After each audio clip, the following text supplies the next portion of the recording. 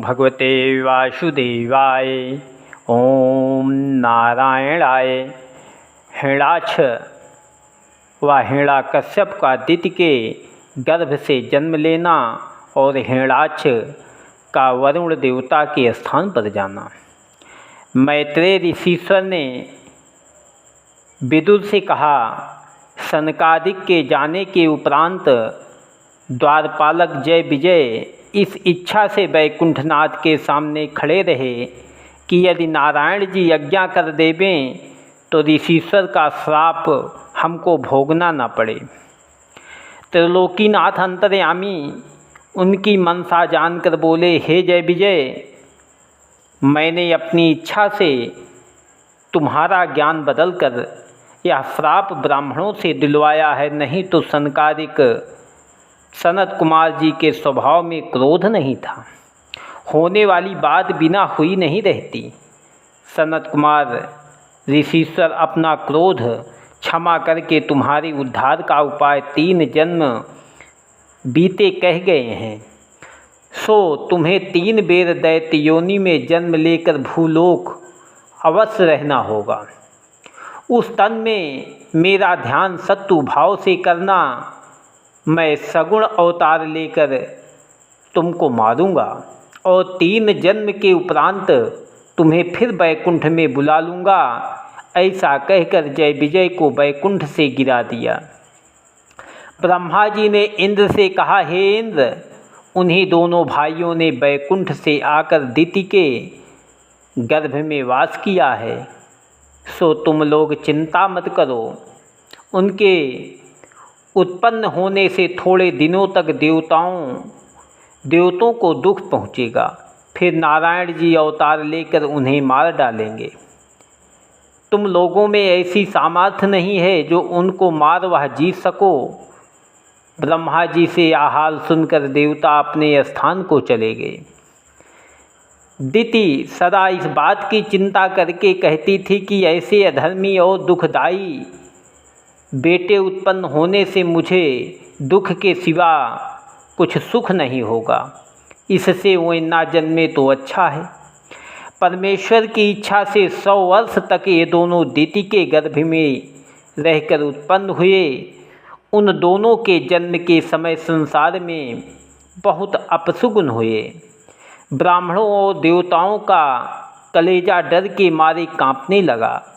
अग्निहोत्रियों के अग्नि को जो कई पीढ़ी से कुंड में थी वह बुझ गई। पृथ्वी पर भूचाल आया। कलयुग के सब लक्षण दिखलाई देने लगे। ब्रह्मा जी ने उन दोनों का नाम हिरण्याक्ष व हिरण्यकश्यप रखा। हिरण्याक्ष का शरीर बहुत लंबा चौड़ा कई योजन का था। जब वे दोनों भाई सयाने हुए तब ब्रह्मा जी ने उनसे कहा कि तुम लोग अपनी माता की इच्छा से जाकर राज्य करो। यह वचन सुनते ही हिरण्याक्ष अपने बल के घमंड में उन्मत्त होकर हाथ में गदा लिए हुए अकेला घर से निकला। यह अपने पुरुषार्थ के सामने किसी को कुछ नहीं समझता था, इसलिए कुछ सेना लेकर पहले वरुण लोक को गया। वरुण देवता के द्वार पर जो समुद्र और नदियों के मालिक हैं खड़ा हुआ और समुद्र का पानी गदा से पीटने लगा। उसने वरुण देवता के द्वार पालकों से कहा कि तुम लोग जाकर वरुण देवता से कह दो कि यदि वह पुरुषार्थ रखता है तो आकर हमारे साथ युद्ध करे। हिरण्याक्ष का यह संदेशा सुनते ही पहले वरुण देवता को क्रोध हुआ, फिर ब्रह्मा जी के वचन का स्मरण करके हिरण्याक्ष को यह कहला भेजा कि हमने बहुत से दैत्यों को लड़ाई में मारा, वह जीता था। अब हम बूढ़े हुए, इसलिए तुम तरुण दैत्य से नहीं लड़ सकते। तुम्हारे साथ युद्ध करने वाला नारायण जी के सिवा दूसरा कोई नहीं है। थोड़े दिनों में तुम अधर्मी व पापी को मारने के लिए बैकुंठ नाथ अवतार लेकर तुम्हें मारेंगे। जब हिरणाक्ष ने सुना कि मुझसे लड़ने के लिए परमेश्वर का अवतार होगा, तब वह बहुत प्रसन्न हुआ और वरुण को कहला भेजा कि जब तुमने हमसे हार माना तो जो कुछ उत्तम मणि व रत्न तुम्हारे यहाँ हो सो हमें भेज दो। वरुण ने हार मानकर बहुत से रत्न व मणि हिरणाक्ष को भेज दिया और उनसे कहा, यह स्थान तुम्हारा है, तुम रहो या और किसी को दे दो, मुझे जहाँ आज्ञा दो वहाँ जाकर रहूं। जब हिरणाक्ष ने वरुण को अपने अधीन देखा तब भेंट लेने के उपरांत उनको वहाँ अपनी ओर से बसाकर कुबेर देवता के स्थान को गया। कुबेर देवता ने भी अपने दिन बुरे देखकर बहुत उत्तम रत्न व मणि उनको भेंट देकर कहा, जो कुछ द्रव्य मेरे वहाँ है उसको अपना जानकर जैसी आज्ञा मुझे दो वैसा करूं। हिरणाक्ष उनको भी अपने बस जानकर यमपुरी में पहुंचा। यमपुरी के स्वामी धर्मराज ने भी ब्रह्मा जी की बात याद करके उसकी विनती की और बहुत सी भेंट देकर उसे हाथ से अपने प्राण बचाए। जब हिरणाक्ष ने उसको भी अपने अधीन समझ लिया तब इंद्रलोक में जाकर ललकारा। इंद्र ने भी डर के मारे राज सिंहासन का छत्र व चमर उसे भेंट देकर उसकी आज्ञा अंगीकार की। जब हिरणाक्ष ने देखा कि तीनों लोकों में कोई ऐसा नहीं रहा जो मेरा सामना कर सके और मैं उसके साथ युद्ध करके अपनी इच्छा पूरी करूं, तब उसने मन में विचारा कि अब उसको ढूंढना चाहिए जो मेरे साथ युद्ध करे। हिरणाक्ष यह विचार कर लड़ने वालों को ढूंढता हुआ आनंद से चला जाता था। राह में उसने अचानक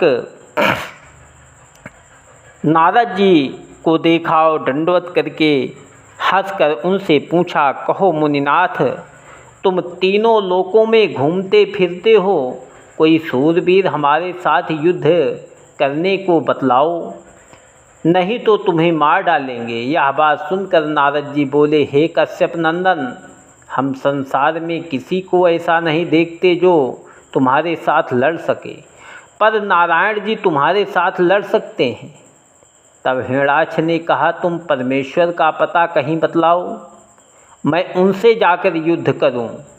हमने सुना था कि ब्राह्मणों और तपस्वियों के स्थान पर वह रहते हैं, सो वहाँ जाकर मैंने बहुत से ऋषीश्वर व योगीश्वर को दुख दिया, पर मेरे डर से वह प्रकट ना हुए।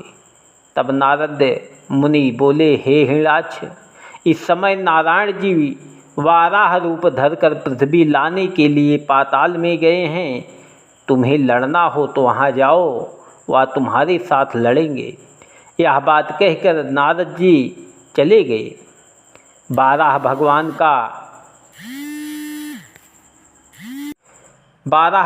का हिरणाक्ष को मारना। मैत्रेय ऋषीश्वर ने कहा, हे विदुर, हिरणाक्ष नारद जी से यह हाल सुनते ही बहुत प्रसन्न होकर गदा हाथ में लिए हुए बाराह जी से लड़ने के लिए पाताल की ओर चला। राह में क्या देखता है कि वाराह जी अपने दांतों पर पृथ्वी को फूल के समान लिए हुए चले आते हैं। उनको देखते ही हिरणाक्ष ने हंसकर कहा, हे बाराह चोर, कहाँ जाता है? खड़ा रहे, हमारे साथ लड़ाई कर। वन में हमने वाराह को देखा था। यह बड़े आश्चर्य की बात है जो पानी में वह रूप दिखलाई दिया। तुम हमसे नहीं डरते कि हमारे पुरुषों की थाती पृथ्वी को पाताल में से रखी थी, उसे चुरा कर लिए जाते हो, सो मेरे हाथ से तुम्हारे प्राण किसी तरह नहीं बचेंगे। जिसलिए मैं तुमको ढूंढता था वह मनोरथ मेरा पूर्ण हुआ। मैंने पहचाना कि तुम नारायण हो। इसी तरह कई वेद अवतार लेकर तुमने हमारे भाई बंधु दैत्यों को मारा है। आज तुम्हें मारकर सब दिनों की कसर लेता हूँ। तुम्हारे मारने के उपरांत योगी वादेशीश्वर को मारूंगा, जिनके होम या यज्ञ करने से तुमको सामर्थ्य होती है। हिरणाक्ष के यह सब दुर्वचन सुनकर वाराह जी इसलिए थोड़ी देर कुछ नहीं बोले कि भले मनुष्य को दुर्वचन कहने से आयु तेज और बल कम होता है।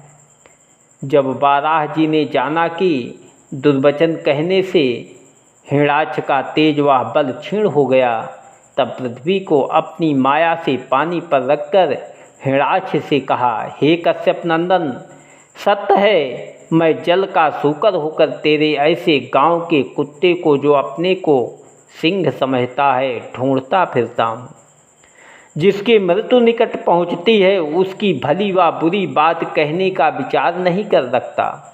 या पृथ्वी तेरे पुरखों की थाती है, तू अपने को बड़ा सूरवीर समझता है। मैं इसे लाकर तेरे सन्मुख खड़ा हूँ। पहले तू अपनी गदा से मेरे ऊपर चला।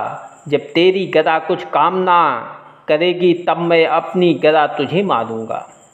यह सुनते ही सत्य कहा, मारूंगा? या तूने सत्य कहा कि हमने हजारों बार अवतार लेकर दैत्यों को मारा और पृथ्वी का भार उतारा, वही गति तेरी भी होगी। यह वचन सुनते ही हिरणाक्ष ने क्रोध से वाराह भगवान पर अपनी गदा चलाया। सो नारायण जी ने उसकी गदा रोककर अपनी गदा उसके मारा। इसी तरह दोनों तरफ से गदा युद्ध होने लगा। जब लड़ते लड़ते थोड़ा सा दिन रह गया, तब ब्रह्मा ने आकर वाराह जी से विनय किया कि हे महाप्रभु, आप हिरणाक्ष को मारने के में क्यों विलंब करके उसे खेल खिलाते हैं? इस अधर्मी को जल्दी मारकर देवताओं का डर छुड़ाना चाहिए। तुम्हारे सिवा दूसरा कोई ऐसा सामर्थ्य नहीं रखता जो इसे मार सके। ब्रह्मा का यह वचन सुनते ही वाराह जी ने एक गदा हिरणाक्ष को ऐसी मारी कि वह गिर पड़ा। जब फिर उठकर उसने अपनी माया से अंधियारा उत्पन्न किया, तब वाराह जी ने सुदर्शन चक्र को, जिसमें 1000 सूर्य के समान प्रकाश है, बुलाकर उसकी माया हर लिया। जब हिरणाक्ष ने त्रिशूल चलाया तब सुदर्शन चक्र ने उसका त्रिशूल काट डाला। फिर वाराह जी ने एक तमाचा हिरणाक्ष के ऐसा मारा कि वह मरकर गिर पड़ा। उसके मरते ही देवताओं ने प्रसन्न होकर वाराह जी पर फूल बरसाए और अपना मनोरथ सिद्ध पाकर बाजे बजाए। ब्रह्मा जी का देवताओं समेत वाराह भगवान के पास आना और उनकी स्तुति करना।